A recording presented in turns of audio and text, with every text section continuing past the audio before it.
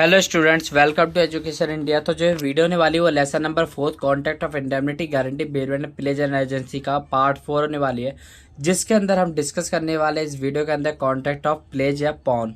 ठीक है, और हमने पिछले वीडियोस में contract of indemnity, contract of guarantee, contract of bailment, ये 3 टॉपिक डिस्कस कर दिए। चौथा टॉपिक है प्लेज और contract of agency last topic हो जाएगा इसका। तो कॉन्ट्रैक्ट ऑफ प्लेज एक तरह से होता है गिरवी रखना, या बोलो गिरवी हम कह नहीं सकते, ऐसा गिरवी होता है। और ये जो होता है ना बेलमेंट की तरह ही होता है। ठीक है, जैसे कॉन्ट्रैक्ट ऑफ बेलमेंट होता है वैसे ये बनाया जाता है। अब इसके अंदर क्या होता है कि आप अगर कोई भी लोन लेना चाहते हो, कुछ भी लेना चाहते हो, उसके बदले में कुछ भी सर्टेन गुड्स जो है किसी पर्सन के पास आप रख देते हो। ठीक है, एज अ मॉर्टगेज बोल सकते हो। मॉर्टगेज अलग होता है, प्लेज अलग होता है, बट हाँ एज अ सिक्योरिटी आप किसी के पास कोई भी गुड्स रख देते हो। ठीक है, तो इसे हम प्लेज कहते हैं। अकॉर्डिंग टू सेक्शन 172 आप अगर कोई भी गुड्स एज ए सिक्योरिटी रखते हो अपने डेब्ट को पे करने के लिए, ठीक है, तो उस प्रॉमिस को क्या कहते हैं, प्लेज कहते हैं। अब इसके अंदर जो है 2 पर्सन्स आते हैं। ठीक है, 2 पार्टीज आती है, पहला प्लेजर और दूसरा प्लेजी। हम इसे पॉनर भी कहते हैं, इसे पॉनी कहते हैं। ठीक है, the person who deliver the goods, यानी जो भी डिलीवर करता है, यानी जो सिक्योरिटी रखता है, उसे हम पॉनर कह सकते हैं, प्लेजर कह सकते हैं। जिसके पास रखा जाता है उसे हम प्लेजी कह सकते हैं, पॉनी कह सकते हैं। ठीक है, यानी जिसके पास डेब्ट पे होता है, यानी जिसको डेब्ट पे करना होता है, उसको हम प्लेजी कहते हैं। अब एसेंशियल क्या है एक वैलिड प्लेज के। Pledge is only of movable goods, pledge only involve judicial possession of goods, pledge involve transfer of possession, pledge can only be a saleable commodity, pledge involve return of goods. अब देखो pledge क्या is only of movable goods, यानी जो pledge है ना वो सिर्फ movable goods में ही डील करेगा, इमूवेबल पे नहीं करेगा। मूवेबल गुड्स लाइक जो ज्वेलरीज हो गई, शेयर्स हो गए, डॉक्यूमेंट्स हो गए। ठीक है, कुछ ऐसी सिक्योरिटी जो गवर्नमेंट की सिक्योरिटीज होती है। ठीक है, जिसको हम इधर से उधर ले जा सकते हैं। अब लैंड एंड बिल्डिंग है, ठीक है, लैंड एंड बिल्डिंग है, आप उसको ले जा नहीं सकते, वो इमूवेबल है। अगर आप उसमें डील करते हो तो आप as the beyond of scope of pledge, यानी प्लेज के स्कोप के बियॉन्ड जाके, यानी अलग जाके आप वो कॉन्ट्रैक्ट बनाते हो। ठीक है, तो आप अगर कॉन्ट्रैक्ट ऑफ प्लेज बनाना चाहते हो तो उसके लिए आपको पहले मूवेबल गुड्स की गिरवी रखना पड़ेगा। Pledge involve judicial possession of goods, only जो लॉफुल ऑनर है ना गुड्स का, सिर्फ वही क्या कर सकता है, कॉन्ट्रैक्ट ऑफ प्लेज बना सकता है, यानी प्लेज के अंदर रख सकता है गुड्स को। अब मान लो ए है, बी है, सी है। ठीक है, बी ने क्या कर दिया, ए की कार थी, उसको वॉइडेबल कॉन्ट्रैक्ट से वॉइड करके हत्या लिया। ठीक है, धरा धमका के जैसे मर्जी ले लिया। अब उसने क्या किया, सी के पास गया, सी को कार बेच दी। अगर सी को नॉलेज होगी ए के बारे में कि ये जो कार है बी ने ए से हत्याई है, तो ये क्या होगा, वैलिड नहीं होगा, वॉइड कॉन्ट्रैक्ट बन जाएगा। और अगर सी को नॉलेज नहीं है और वो खरीद लेता है तो ये वैलिड प्लेज मान लिया जाएगा। Pledge involve transfer of possession in a contract must be transfer from, देखो जो आप भी प्लेज बना रहे हो ना उसको 2% ट्रांसफर करते हैं। पहला प्लेजर से प्लेजी के पास जाता है, पॉनर से पॉनी के पास जाता है। यानी पॉनर वो पर्सन होता है जो गिरवी रखता है, पॉनी वो पर्सन होता है जिस पे गिरवी रखा जाता है। Pledge can only be saleable commodity. अब देखो आप कोई भी अगर गुड्स रख रहे हो ना, ठीक है, किसी भी पर्सन के पास as a security, as a collateral आप कोई भी गुड्स रख रहे हो, तो वो ऐसी गुड्स होनी चाहिए जिसकी डिमांड हो मार्केट में, यानी जिसको आप बेच सकते हो, जिसमें अगर आपने पैसा नहीं दिया तो जिसको प्लेजी क्या कर सकता है, बेच के अपना डेब्ट को पे करवा सकता है। ठीक है, ये क्या है, प्लेज क्या है, रिटर्न ऑफ गुड्स इन्वॉल्व करता है, यानी जो प्लेजर होता है, ठीक है, वो वापस ले सकता है प्लेजी से अपने गुड्स को अगर वो डेब्ट पे कर देता है टाइम से। अब राइट क्या है, पॉनर है प्लेजर का, right to get back the goods pledge, यानी वापस ले सकता है अपने गुड्स को। तो सेक्शन 160 से 161 कहता है कि अगर आपने जो डेब्ट है उसे टाइम से पे कर दिया तो आप अपने गुड्स को वापस मंगवा सकते हो। ठीक है, तो आपके पास राइट है कि आप अपने, जैसे देखो प्लेजी क्या है, देखो जो प्लेजर के राइट है वो प्लेजी की ड्यूटी है। ठीक है, तो एक दूसरे के जो राइट है वो एक दूसरे की ड्यूटी है, और जो ड्यूटी है वो राइट है। ठीक है, तो इस तरह आपको समझना है। अब देखो जैसी जो प्लेजर है वो पैसा दे देगा प्लेजी को अपने टाइम पे, तो उसके पास राइट है कि वो अपने गुड्स को वापस ले सकता है। Right to increase profit. अब देखो सेक्शन 163 कहता है कि अगर मान लो उसकी जो गुड्स थी, जो भी उसने पॉनर ने या प्लेजर ने जो भी गुड्स रखी थी प्लेजी के पास, अगर उसकी वैल्यू बढ़ जाती है, ठीक है, वो अगर मान लो कोई भी गुड्स 100 रुपये की थी, अगर उसका प्राइस 150 हो जाता है तो वो 150 रुपये ही देगा प्लेजी को, ठीक है। तो वो उसके पास राइट है कि वो अपने प्रॉफिट को भी इंक्रीज करेगा, वो प्लेजी से बोल सकता है प्रॉफिट इंक्रीज करने के लिए। अगला एग्जांपल देख लो, the pledge was date of certain share of, देखो कुछ शेयर थे कंपनी के, ठीक है, आपने उसको प्लेज बना दिया। अब कुछ टाइम बाद जो कंपनी ने बोनस शेयर इशू कर दे। बोनस शेयर किसे मिलता है? बोनस शेयर उन पर्सन को मिलता है जो ऑलरेडी किसी कंपनी के एग्जिस्टेंट शेयर होल्डर्स होते हैं, यानी जो शेयर होल्डर हैं या रह चुके पहले, उन्हें बोनस शेयर दिया जाता है, एज अ बोनस दिया जाता है, ये फ्री ऑफ कॉस्ट दिया जाता है, ठीक है। तो अब मान लो अगर उसका प्राइस जो बढ़ जाता है, ठीक है, जो बोनस से बिलोंग करता है। Right to compensate. अब मान लो आपने प्लेजी के पास कोई भी चीज़ गुड्स रख दी, अब मान लो उससे कोई भी डैमेज हो जाता है, कुछ टूट जाती है, कुछ भी डैमेज हो जाता है, ठीक है, कोई किसी भी तरह का कुछ भी उसे नुकसान हो जाता है, तो आपके पास राइट है कि आप जो प्लेजी है आप उससे बोल सकते हो अपने क्लेम के लिए कि भाई जो तूने इसका नुकसान किया है वो उसका मुझे क्लेम चाहिए। Right to get profit in case of sale. अब मान लो ए और बी है, ठीक है, अब एग्जांपल से समझना। ए ने क्या कर, बी ने क्या, ए क्या था? प्लेजर था, बी क्या है? प्लेजी है। अब ए ने अपनी गुड्स बी को रख दी गिरवी। अब बी को नहीं लग रहा कि ये डेप पे करेगा, उसने डेप पे नहीं किया। अब बी ने क्या है, उस गुड्स को जो थी उसकी वो बेच दी। मान लो उसने ज्वेलरी रखी थी 50,000 की, अब उसने बेच दी। वो जो ज्वेलरी थी वो 1 लाख की बिक गई, ठीक है, 1 लाख की जो ज्वेलरी थी वो बिक गई। वो जो 50,000 की थी ना, वो 1 लाख में बिक गई।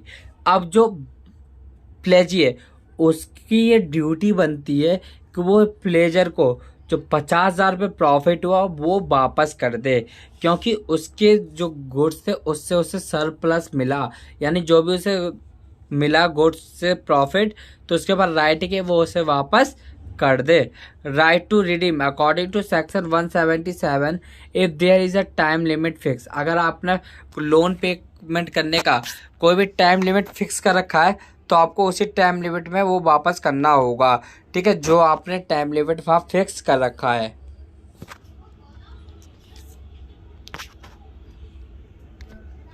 ठीक है, अब बात करते हैं ड्यूटीज ऑफ पॉनर या प्लेजर टू पे द डेप्ट। अब देखो पॉनर की क्या ड्यूटी बनती है, उसको जो उसने लोन लिया है डेप्ट जो है वो अपना पे कर दे टाइम से, और जो भी डिफेक्ट है, ठीक है, जो भी वो गुड्स रख रहा है, अगर उसमें कोई डिफेक्ट है तो वो प्लेजी को बता दे ताकि उसको प्लेजी को उससे कोई नुकसान ना हो। टू रे पे नेसेसरी एक्सपेंसेस। जो भी प्लेजी, ठीक है, जो पौनी है वो अगर पॉनर के गुड्स पे कोई भी खर्चा करता है उसके मेंटेनेंस को लेके, ठीक है, या उसको सही करवाने से लेके, तो जो पॉनर है, ठीक है, तो उसकी राइट बनती है, वो बाउंड होता है कि वो पॉनी को पे करेगा जितना अमाउंट उसने उसके गुड्स पे एक्सपेंस किया है। Duty after sale in case of default. अगर आप मान लो कोई जो प्लेजर है उसने डिफॉल्ट कर दिया, ठीक है, तो प्लेजी का ये राइट ड्यूटी बनती है कि वो क्या करे, इस गुड्स को बेच के अपना डेब्ट को रिकवर कर ले। अब राइट ऑफ पॉनी की बात करते हैं, ठीक है। Right to retain of goods section 173 कहता है pawnee has a right to retain the goods till the amount of the loan interest payable is paid.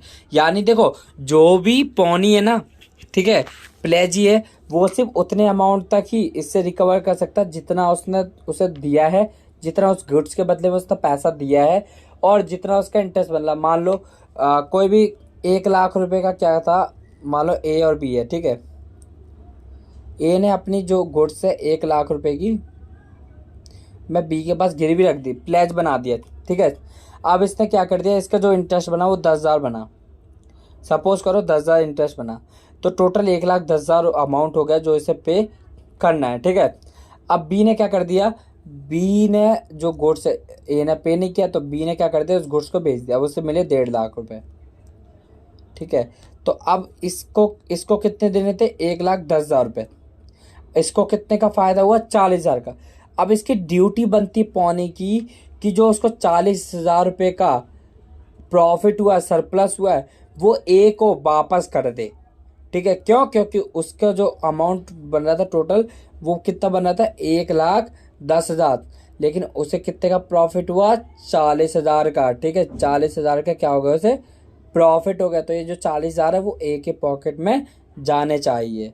Right to particular lien. ठीक है, pawnee has no right to retain possession, यानी pawnee के पास कोई right नहीं कि वो उस पर अपना हक जताए। ठीक है, वो जब तक ही है जब तक उसका डेट पे नहीं हो जाता।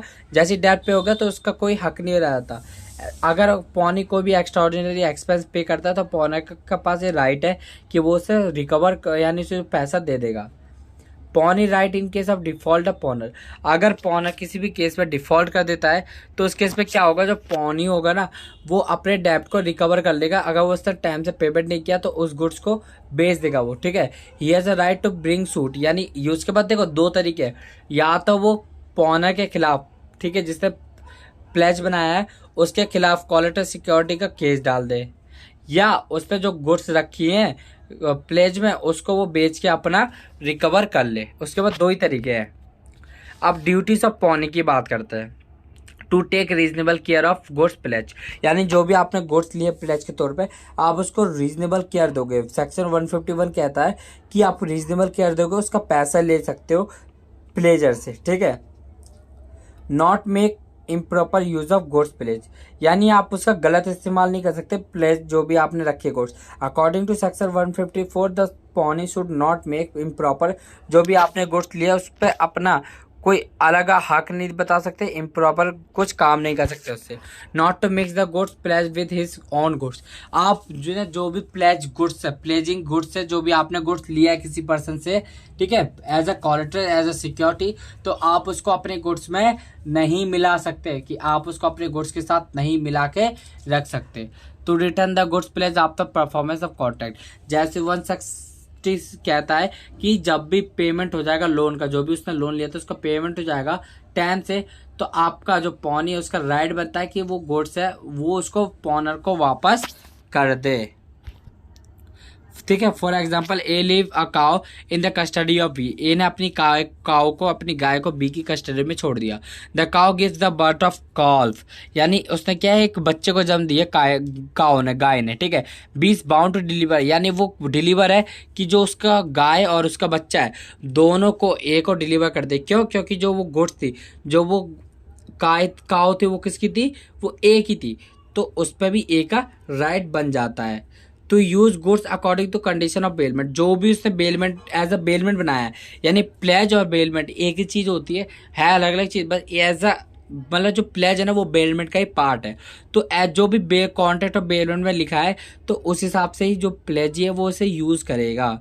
अब हु में प्लेज, यानी प्लेज कौन बना सकता है, as per the rule only the owner, जो भी इसका राइट ऑनर है, रियल ऑनर है, सिर्फ वही प्लेज बना सकता है और कोई ऑनर नहीं बना सकता। नॉन ऑनर ऑफ, जो नॉन ऑनर है ना वो भी किसी केस में बना सकता है जहां पे वो वैलिड प्लेज माना जाएगा। अब कौन कौन से वो एक्सेप्शन है वो आगे हम देख लेते हैं। एक्सेप्शन क्या क्या है, पहला pledge by mercantile agent, section 178 कहता है मर्केंटाइल एजेंट। मर्केंटाइल एजेंट का मतलब होता है जिसके पास कोई ऐसा राइट होता है जो डॉक्यूमेंट को, टाइटल को क्या कर सकता है, प्रोसेस कर सकता है। जो ऑर्डिनरी कोर्स ऑफ बिजनेस में मर्केंटाइल एजेंट है, यानी जो अपने जो पैसा है उसको रेस कर सकता है, जिसके पास पोसेशन ऑफ गुड्स है तो उसको, और गुड फेथ के लिए अपने ऑनर के प्रॉफिट के लिए अगर वो बनाता है तो मर्केंटाइल एजेंट है, तो उसका जो प्लेज है वो माना वैलिड प्लेज माना जाएगा। Pledge a person in possession under voidable contract. अब when the pawnor has obtain possession of goods pledge by him under a contract of voidable under section 19 और 19A, ठीक है, but the contract has been rescinded at the time. अब मान लो ए था, B था, सी था। ए ने जैसे बी ने क्या है, ए की कार ले ली थी, ठीक है। अब सी के पास गया था बेचने। अगर ए इसके खिलाफ एक कॉन्ट्रैक्ट जो है वॉइडेबल कॉन्ट्रैक्ट बनाया है बी ने, उसको अगर रिसाइन करता है यानी कैंसिल करता है तो उसको वापस मिल जाएगा, तो ये वैलिड कॉन्ट्रैक्ट नहीं माना जाएगा, वॉइडेबल बन जाएगा। और अगर ए ने बी को के साथ जो कॉन्ट्रैक्ट बना वॉइडेबल, उसे कैंसिल नहीं किया तो ये एक वैलिड कॉन्ट्रैक्ट मान लिया जाएगा। Pledge where pawnor has only limited interest, यानी जिसके पास लिमिटेड इंटरेस्ट होता है। Where a person pledge goods in which he had only a limited interest, उसके बाद लिमिटेड इंटरेस्ट है, ठीक है। जैसे A find a watch on road, A को क्या है, वॉच मिली रोड पे, अब उसने क्या है उसके रिपेयर में 25 रुपये खर्च कर दिए, सेल वेल डर जो भी हो, ठीक है। He pledge it with B 50,000 रुपये, बी ने क्या है इसको, अब देखो ए को मिली, सिंपल समझो, ए को अब रोड पे कोई वॉच मिली, घड़ी मिली डली हुई, अब उसने 25 रुपये लगा के उसे रिपेयर करवाया, सेल वेल जो भी खत्म था वो डलवाया। अब उसने बी को दे दिया, बी की गुड्स थे, बी को दे दिया 50 रुपये में, बी को क्या कर दिया, प्लेज कर दिया, दे दिया। अब the real owner can get watch paying 25 रुपये, जो उसका रियल ओनर है ना, सिर्फ वो 25 रुपये दे के ही अपने गुड्स को ले सकता है। क्यों? क्योंकि जो ए ने रियल खर्च किया वो कितना किया, 25, ठीक है। तो जो भी लिमिटेड इंटरेस्ट होगा वो ही पॉनर पे करेगा।